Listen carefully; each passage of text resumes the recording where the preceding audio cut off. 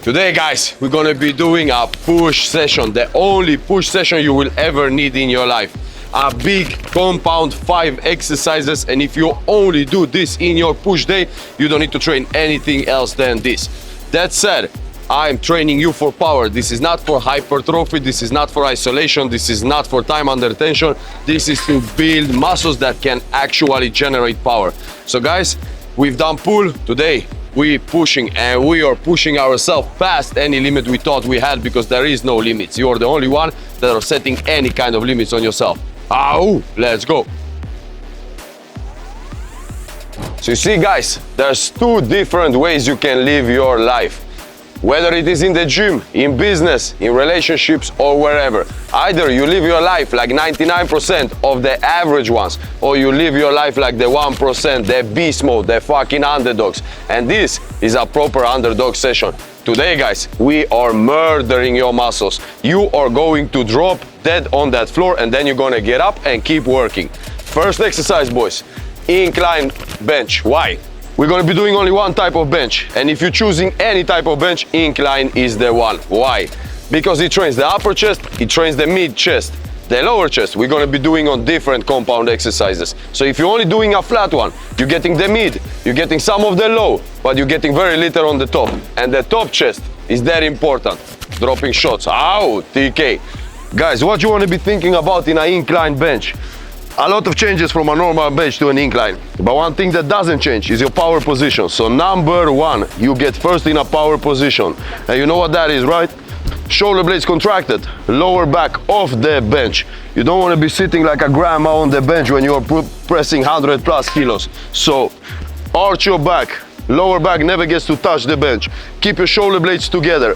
And now, the grip. You want to have a little bit wider grip than you would be having in a normal bench, because the range of motion is harder in an incline bench, and a tighter grip restricts that. So get a little bit wider grip, because we're doing full range of motion. That means you're touching the chest and you are extending your elbows, not extending your shoulders, because what happens if you do that?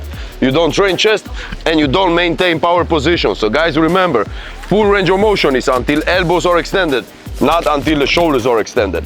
So wider grip. And now, where does the bar want to hit? So in a normal bench press, you are coming just below your chest.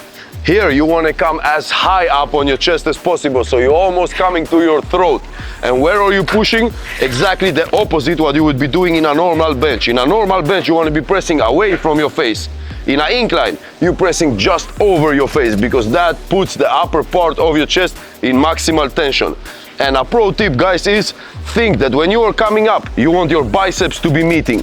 Now, they won't be moving differently, but the tension you put on your chest will be different. So in your head, you want your biceps to be meeting each other. You don't want to finish the push here. You want to squeeze at the very end, guys. And then just go until you drop totally dead. This is how it looks in action.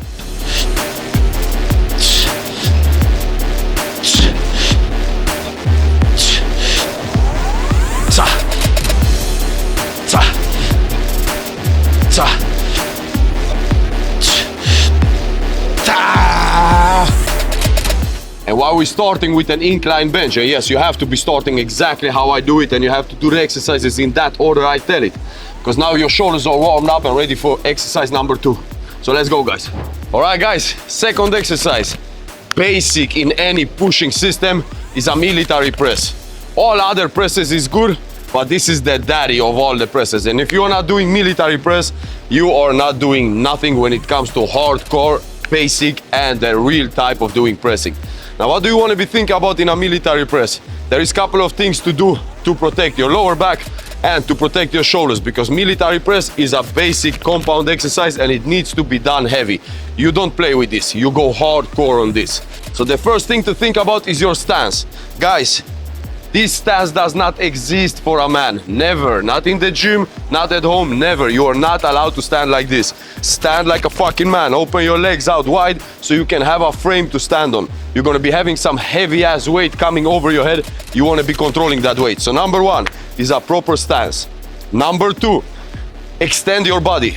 Make yourself as tall as possible. So get into a power position.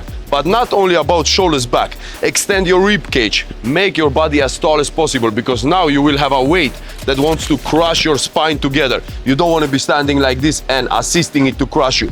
Get in a power position. How do you get in a perfect power position when you're standing up? Of course, shoulders back, rib cage extended, and look forward. You don't want to be looking down, because then your body will be going down. So power position is the second thing to think about. Step 3, the grip. So the less mobility you have, the wider grip you need. But the ultimate grip is just outside of your shoulders. So around this width is where you want to be holding. If you can't do that, then you're holding wider, no problem. And now the range of motion. What is the full range of motion in a military press? That means touching the chest, and you're touching the chest exactly where you were touching it on a incline bench press. Pressing all the way up. And now in the pressing, it's that important what is happening with the elbows. The elbows never flare out. The elbows are staying tight under the bar, because if your elbows start going out, what's happening with the shoulder? It's internally rotating. That means injury, guaranteed injury at some point. So keep your elbows tight. Move your head out the way, because you don't want to be smashing your chin or your nose with the bar. And trust me, I've done that a couple of times. So beginning is head out the way, start pressing, and as soon as the bar has passed your head, head comes in. Why does the head have to come in? Because now you are working with the traps as well. So a military press is a compound exercise. That means it trains most of the bigger muscles in your body, and it only does that if you're doing the right thing. So head out the way. As soon as the bar is past your head, head in and extend everything. That means lock your elbows out, lock your lats out, everything is locked out. So in your head you want to be thinking that you're touching the sky, and feel that you have a control over the bar. You're not just supposed to extend and directly go down. Control it, stop for a second and come down. Now where do you breathe? In the starting position when the bar is not in movement. That means at the chest. So you're coming down here, and that's the perfect way to do a military press, guys. And trust me, perfect this, because this is the father of all pressing exercises. When you perfect this, your shoulders can start getting growth that you've been searching for and didn't understand why you cannot get, because you're not doing the step 1. You are on step 3, step 4, step 78, but you missed the step 1, and that's the hardest one. This is how it looks in action, boys.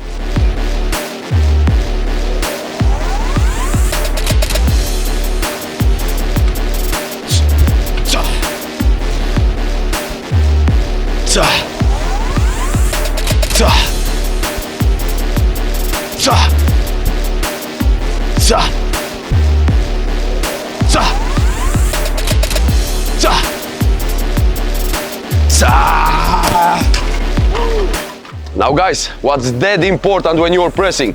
You are not allowed to be bending your back backwards, because your body will want to do it to put you in a different position, so you can be pressing from the chest more than from the shoulders, so those muscles can work together. You have to stay upright.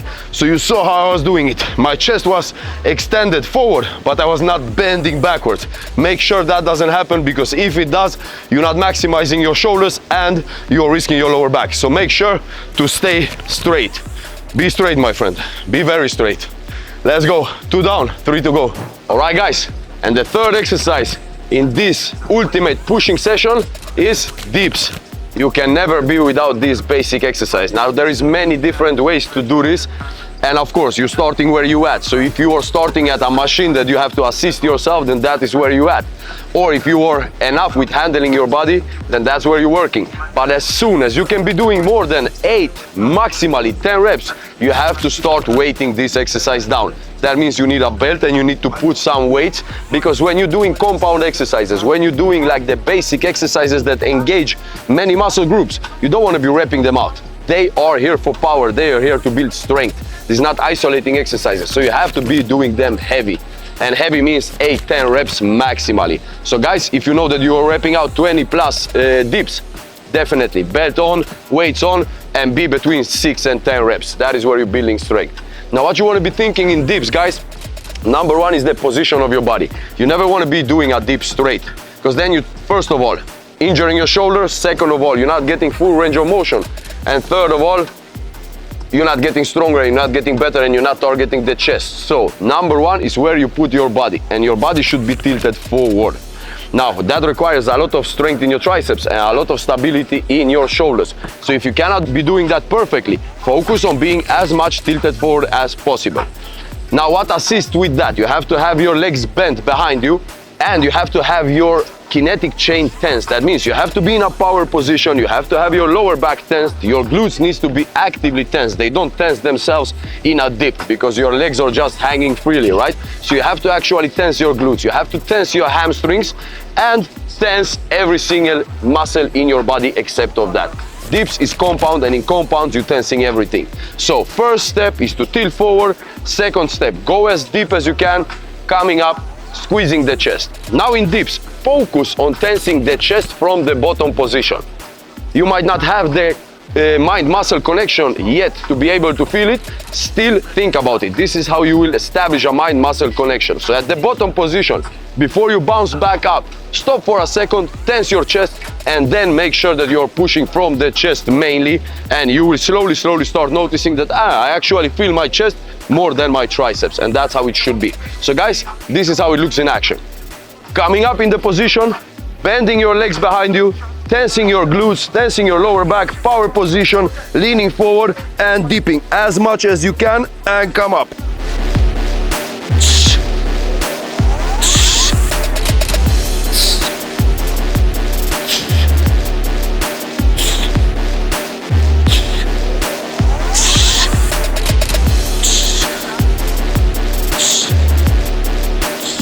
So you can see that this angle never happens. You're always forward tilted. And now another thing that assists you with being forward tilted is grabbing the bar. So really squeeze your hand into the bar.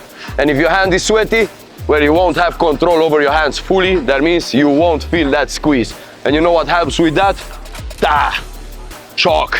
And the wall grip chalk helps more than any other chalk on the planet because it's Rafa's underdog mentality chalk. Ow! Let's go, guys. 3 down, 2 to go.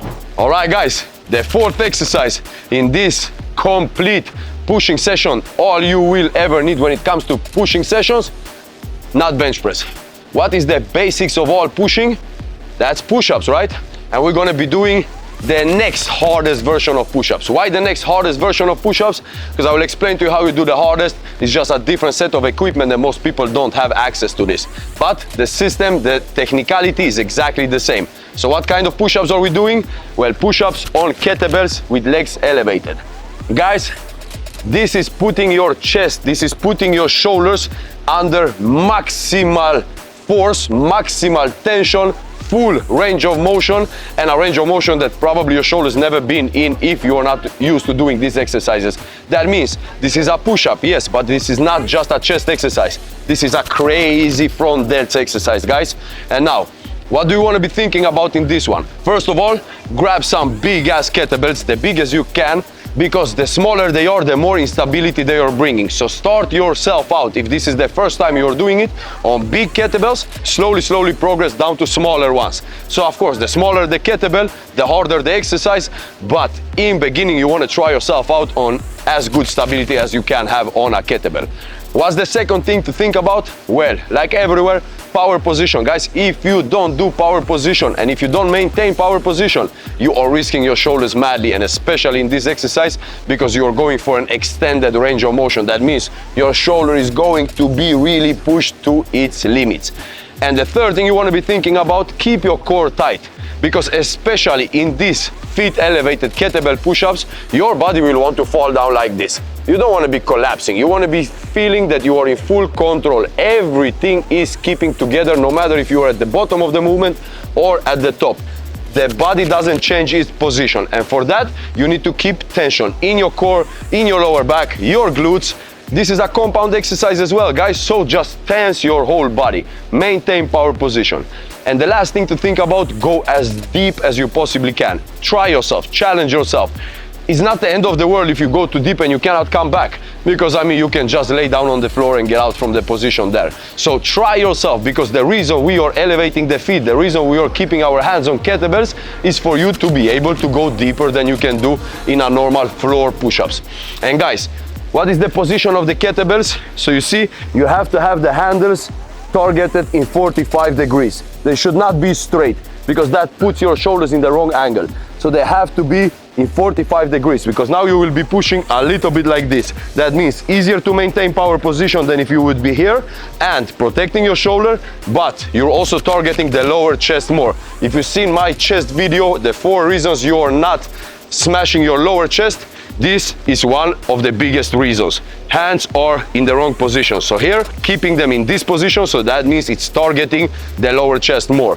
And it helps you to go a little bit deeper. Another thing to think about, guys, you want to have as much of your body as possible in front of the kettlebells. That makes the exercise much harder, but you are targeting the chest much better, and you're keeping your shoulders in a correct position, so risk for injury is minimal. So guys, let me show you how it looks in action. Try yourself out. I love this exercise. By the way, how to make this even more complicated. You do exactly the same thing, but you're not on kettlebells, you are on Olympic rings. The system is the same, the hands, the body, everything is exactly the same. So start out here, and when this becomes too easy, you're jumping to Olympic rings if you have the possibility. But this is how it looks in action, boys.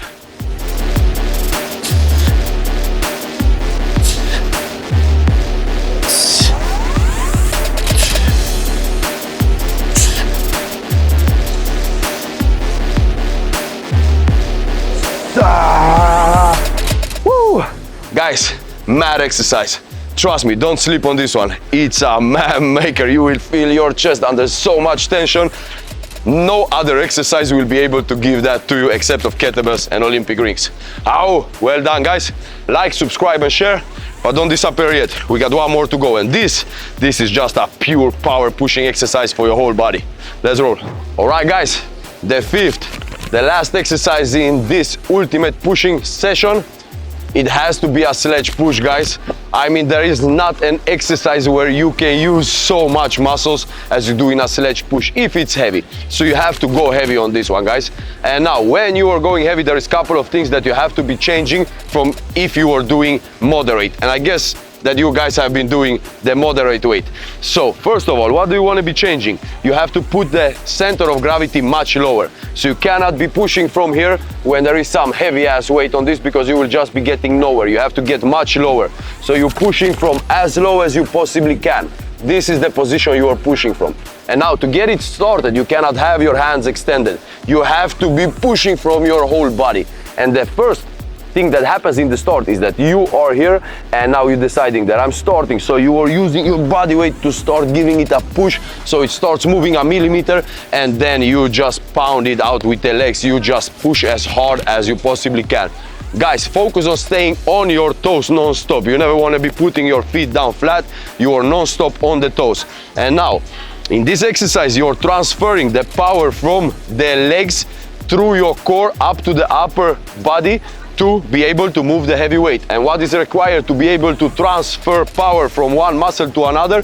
You have to keep tension. That means your core has to be braced maximally. Power position has to be tensed like crazy.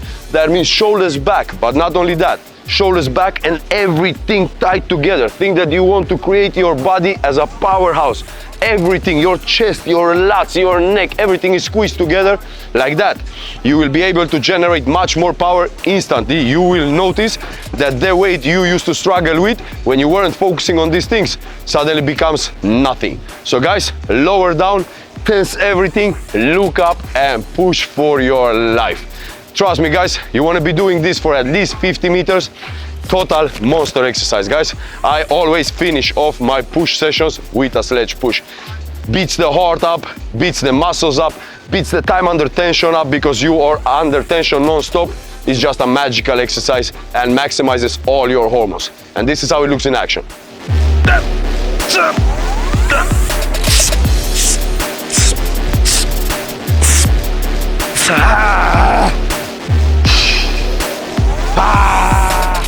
Monster fucking push. I love sledge pushes. Now this was a little bit too light, so we have to up the weight, guys, but you get the idea.